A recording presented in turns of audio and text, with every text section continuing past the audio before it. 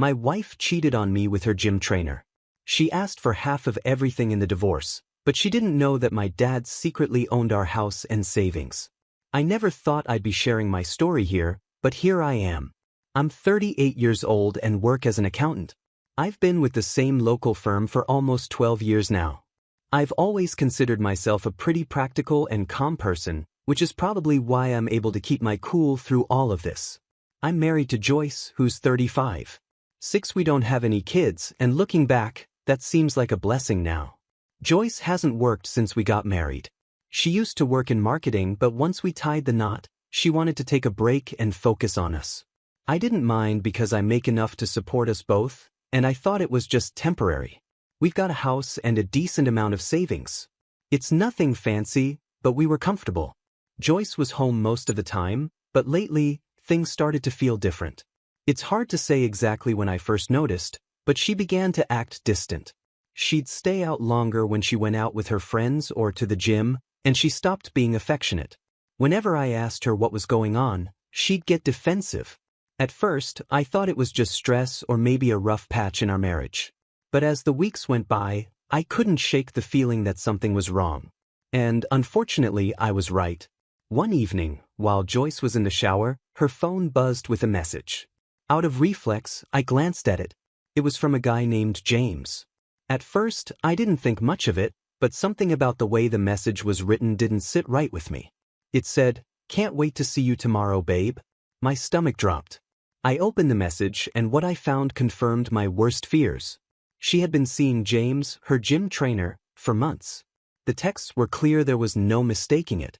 They were making plans for the future, plans that didn't include me. I just sat there, staring at her phone, frozen. I couldn't believe it. The woman I married, the person I trusted the most, was cheating on me. But instead of feeling angry or heartbroken, I just felt numb. Maybe it was the shock, or maybe it was my practical side kicking in, but I knew things were about to change. I had to talk to her without losing my temper. When she came out of the bathroom, I calmly handed her the phone and asked her to explain. At first, she tried to deny it, saying it was nothing and just a joke. But when I read some of the texts out loud to her, she realized there was no point in lying.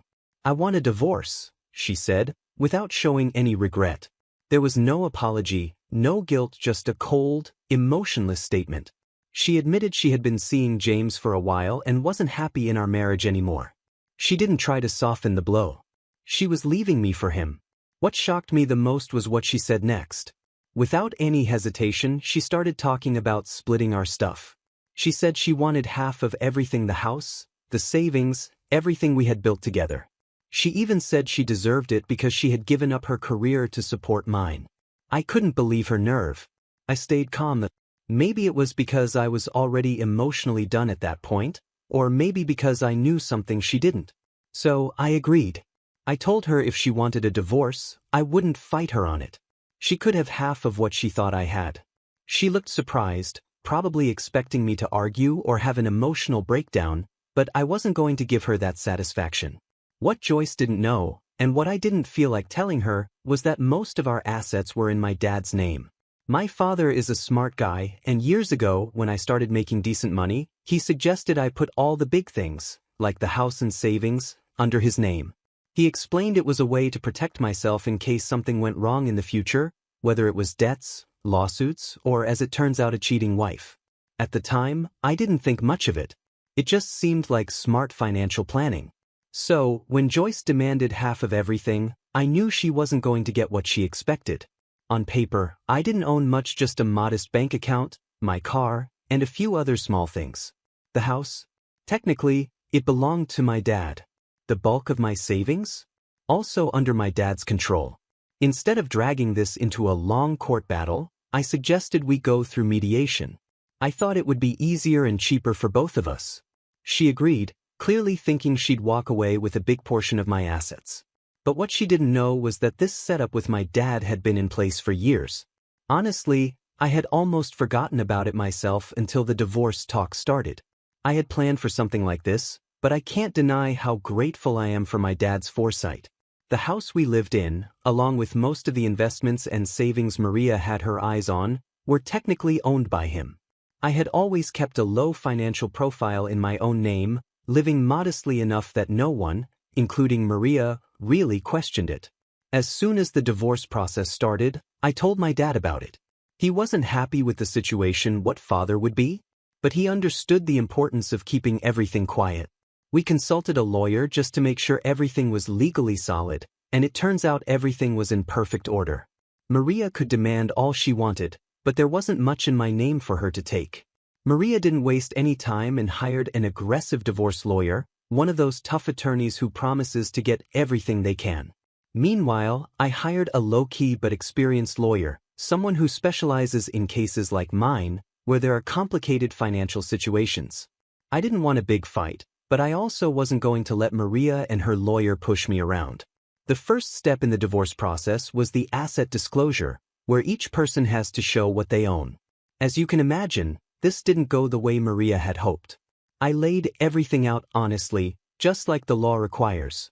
But when she saw how little there was in my name, her lawyer's confident smile started to fade. I could tell they were both confused, maybe even suspicious, but there wasn't much they could do. Everything I provided was true, and I wasn't hiding any assets. Right there, Maria started yelling at me, calling me names and accusing me of lying. But like I said, I gave her everything I had. After all the shouting and accusations, I told her we could talk again once she calmed down. And now here I am, turning to Reddit because I'm not sure if I handled this the right way. So, Reddit, am I wrong for agreeing to give her half of what's mine, knowing she's not actually getting what she expects? Update, things are starting to get more intense. After the initial asset disclosure, Maria was in total disbelief. She kept accusing me of hiding things, and her lawyer wasn't much better. The look on their faces when they saw the modest numbers was priceless. It didn't take long for them to demand a deeper investigation. Maria kept asking where all the money was. She thought there should be a lot more after all these years.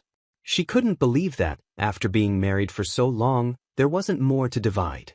Her lawyer quickly hired a forensic accountant to dig deeper, thinking they could find hidden assets. I had saved some money in hidden accounts. At first, I was a bit nervous not because I had anything to hide, but because I knew this would drag the process out. But after talking with my lawyer and going over everything again, I realized there was nothing they could legally find.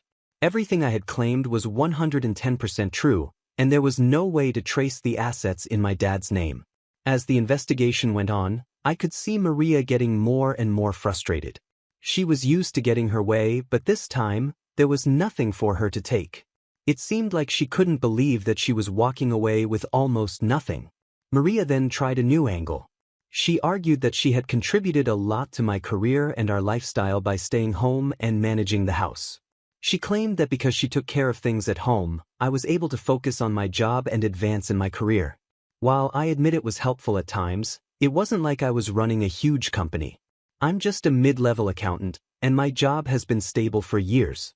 There wasn't any big rise in my income that she could point to and say, I helped him get there. Still, she tried to push this idea. She kept saying she had sacrificed her own career in marketing to support mine. But the truth is, she didn't work for long before deciding she wanted to stay home, and that was her choice, not something I ever asked her to do. Her lawyer brought this up again and again, trying to make me look like someone who benefited from her sacrifice, but there wasn't much proof to back that up. At one point, they even tried to involve my parents in the case. Maria wanted to prove that my parents had secretly been giving me money or helping me hide assets. This really made me angry because my parents had nothing to do with this. Dragging them into it was a cheap move, but thankfully, my lawyer shut down that idea pretty quickly. It was clear Maria was getting desperate. As the divorce went on, Maria decided to take matters into her own hands. Since she wasn't getting what she wanted through the courts, she tried to ruin my reputation instead. She started telling everyone in our social circle that I had been hiding money from her and that I was financially abusive during our marriage. I couldn't believe the lies she was spreading. Mutual friends would tell me about how she kept going on, claiming I was leaving her with nothing. She started saying that I had tricked her into thinking we had more money than we actually did. She even went on social media, posting vague but obvious comments about narcissistic partners and betrayal. Of course, Some people sided with her. There are always people who take the side of the person who looks like they've been wronged. But most of our close friends knew better. They knew I wasn't the type to do something like that. It was frustrating to watch her try to ruin my reputation just because things weren't going her way, but I tried not to let it bother me. I knew the truth, and the people who mattered knew it too. Besides, I had bigger things to focus on, like making sure she didn't take more than she deserved.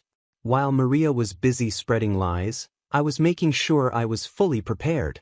My lawyer and I were in constant contact, making sure we had all the evidence needed to prove my side of the story. I documented every interaction I had with Maria, every demand she made, and every time she tried to make me look like the bad guy.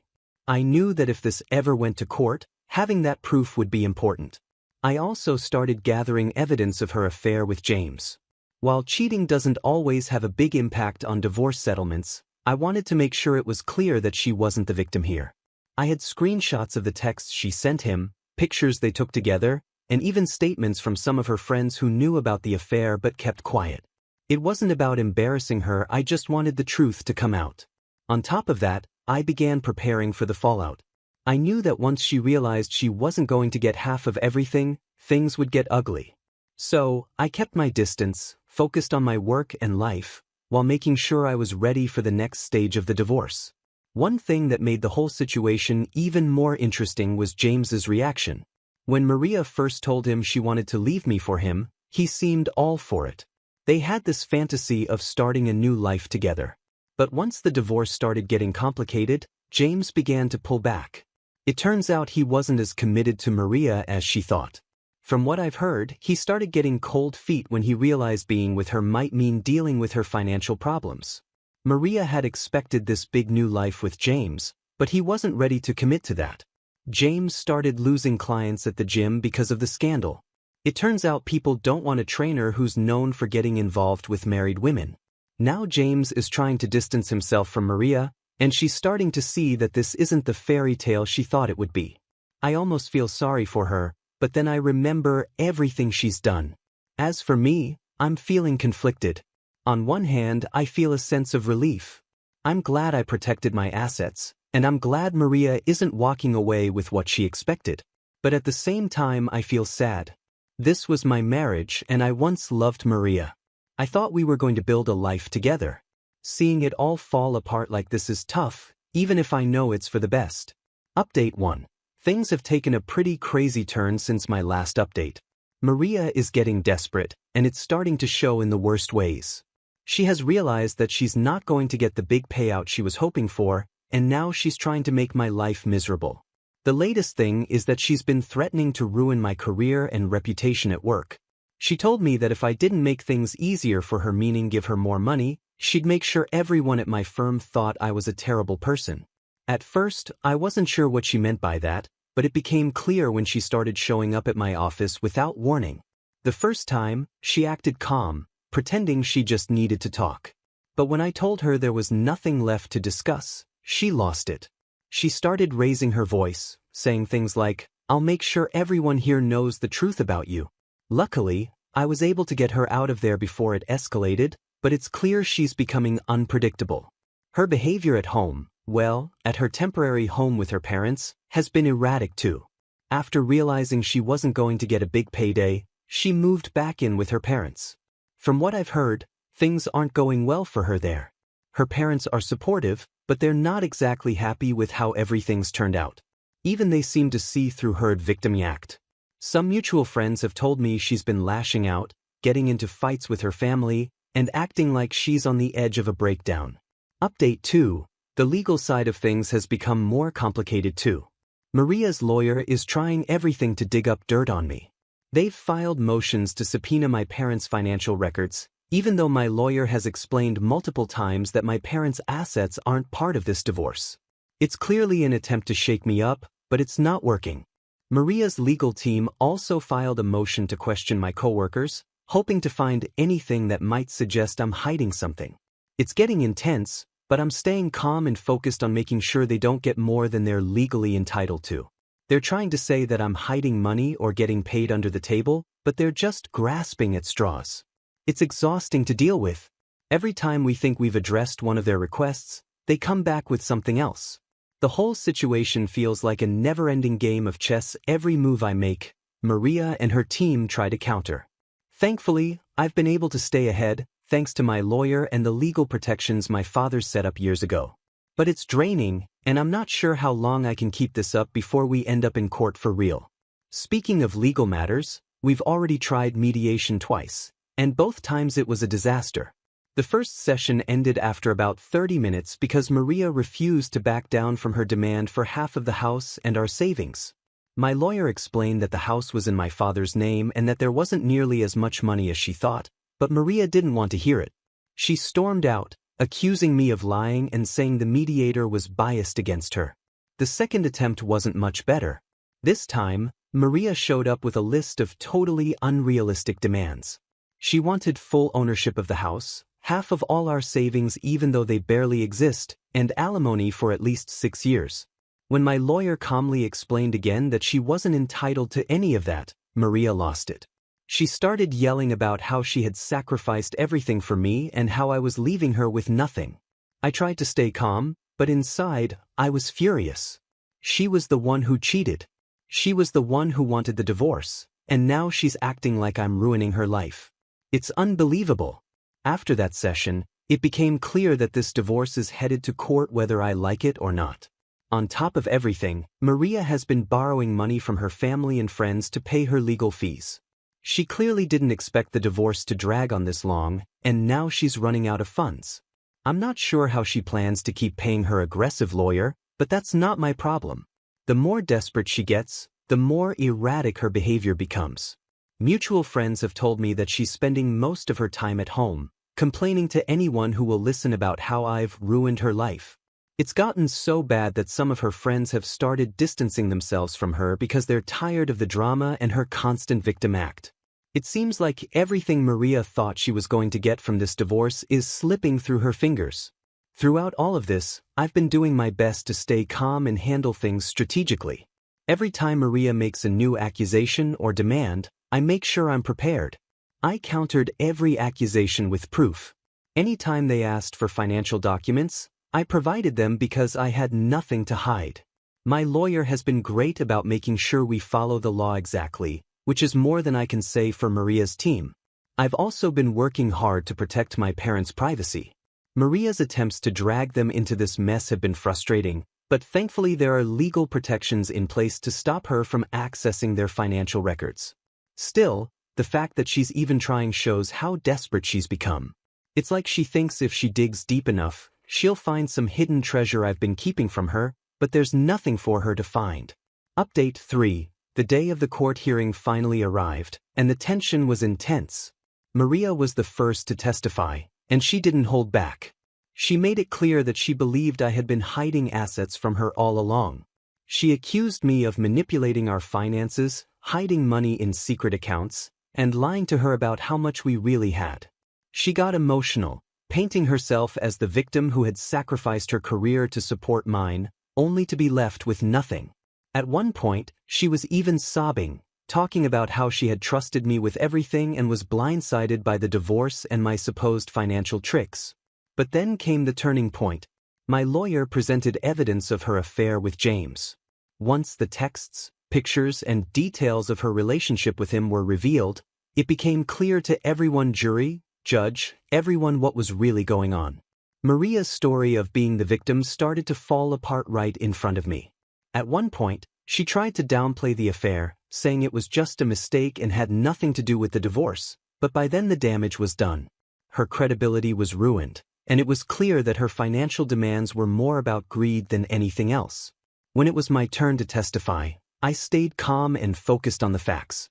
My lawyer had prepared me well, and I knew that getting emotional or defensive wouldn't help my case. I explained how my assets had been in my father's name for years, how I had provided full financial disclosures, and how I had tried to handle the divorce peacefully through mediation. I also talked about Maria's threats, her unpredictable behavior, and the smear campaign she had been running against me. My lawyer presented all the evidence of her accusations, both publicly and in court, and showed how baseless they were. We laid out the truth about our finances. The house belonged to my father, our savings were modest, and there was no hidden stash of money that Maria could claim. The judge seemed to appreciate how straightforward I was, and it felt like things were finally starting to turn in my favor. I didn't try to make Joyce look bad, but I also didn't hide the truth of what happened. The facts were clear, and I presented them without drama or exaggeration. A few key witnesses were called during the trial, and their testimonies helped wrap things up. First, my father took the stand. He explained the financial arrangement we had set up years ago, how the house was in his name, how the investments were under his control, and how all of this was done as a long-term financial protection. He made it clear that these assets were his, not mine, and that Joyce had no legal right to them. Next was one of my colleagues from work. Maria's team had tried to argue that I was hiding money by getting paid under the table or through secret bonuses. But my colleague quickly shut that down. He testified about my modest income and how my salary was transparent. There were no hidden payments, just the regular paycheck I had already disclosed. These witnesses were crucial in proving that Maria's accusations were groundless. The judge could see that there was no secret plan on my part, just a simple financial setup that Maria hadn't bothered to understand. After days of testimony and legal arguments, the judge finally gave the verdict. It was a huge relief to hear the decision. The divorce was ruled in my favor. Maria's demands for half of the house and our savings were denied completely. The judge ruled that since the house and most of our assets were in my father's name, Maria had no right to them. The only thing she was awarded was a small amount of alimony for a short time, just enough to cover her legal fees, not enough to maintain the lifestyle she was hoping for. The judge made it clear that her affair and her lack of financial contribution to the household played a role in his decision. He saw through her attempts to play the victim and ruled accordingly. As the decision was read, I felt a huge weight lift off my shoulders. All the stress, the constant accusations, and the fear of losing everything melted away in that moment. I knew I was legally in the clear. Joyce, on the other hand, didn't take it well. As soon as the judge finished, she burst into tears, yelling that the system was unfair and that I had cheated her out of what was rightfully hers. She stormed out of the courtroom, leaving her lawyer looking exhausted. It was clear she hadn't prepared herself for the possibility of losing. For me, the immediate feeling was pure relief.